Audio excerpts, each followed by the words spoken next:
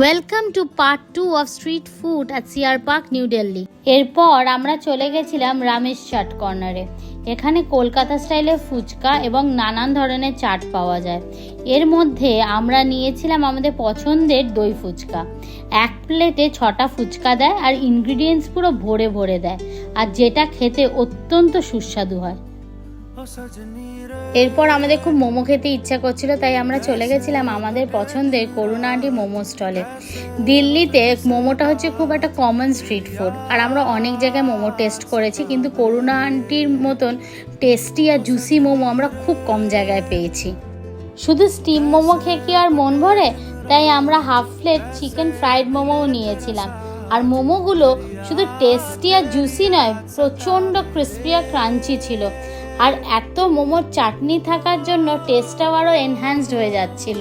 Like, share and subscribe করুন।